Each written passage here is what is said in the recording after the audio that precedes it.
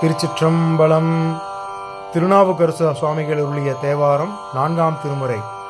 நாடு நடுநாடு, பண் கொல்லி, பதிகம் 1, பாடல் 4, தலம் அதிகை வீரட்டானம்.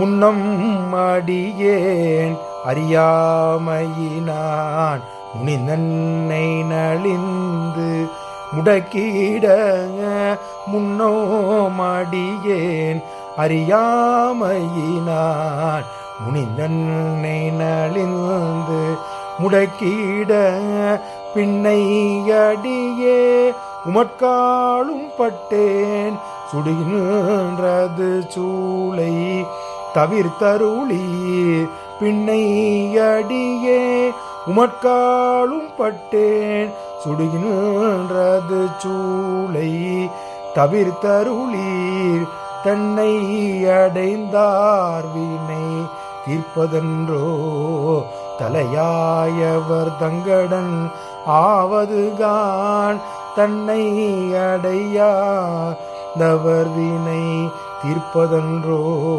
தலையாயவர் தங்கடன் ஆவதுதான், அண்ணனடையார் அதிகை கெடில விரட்டான துறை அம்மானே, அண்ணனடையார் அதிகை கெடில விரட்டான துறை அம்மானே, விரட்டான துறை அம்மானே. திருச்சிற்றம்பலம். திருச்சிற்றம்பலம். இந்த 4ஆம் பாடலின் விளக்கத்தை சுருக்கமாக பார்த்து விடலாம். இதில் சுவாமி என்ன சொல்கிறார் என்றால், அன்னம் போன்ற நடை அழகை உடைய இள மகளிர் நிறைந்து வாழும் அதிகை திருவதிகையிலே அன்னம் போல நடை அழகை உடைய மகளிர் ஏராளமாக இருக்கும் அந்த ஊரில் விட்டிருக்கும் திருவதிகை அம்மானே அப்படிங்கிறார் ஃபஸ்ட்டு. அப்புறம் அவர் இதற்கு முன்னால் சமண மதத்தை தழுவி எம்பெருமானான பரம்பொருளை நினைக்காம அவரை பற்றி சிந்தனை செய்யாமல் வீணாக சுற்றி திரிந்தாருங்கிறதையும் இந்த பாட்டில் சொல்கிறாரு. அந்த சுற்றி திரிந்த காரணத்தினால் சுவாமி ஆட்கொள்வதற்காக இந்த சூழ்நிலையை கொடுத்துருக்கீங்க.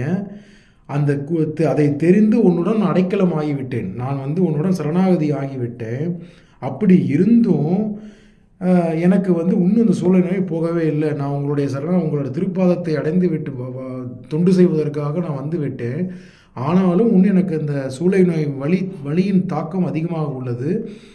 நீங்கள் இப்படி செய்யலாமா? இந்த மாதிரி நான் அடைக்கலமான அடியாருக்கு நீ எப்பொழுதுமே நல்லது தானே செய்வீங்க, எனக்கும் அதை செய்து என்னை காத்து ரட்சிக்குமாறு அவர் சுவாமிகிட்ட வேண்டார், திருவதிகை வீரட்டானீஸ்வரர்கிட்ட வேண்டார். அதுதான் இந்த பாட்டோட விளக்கம். திருச்சிற்றம்பலம்.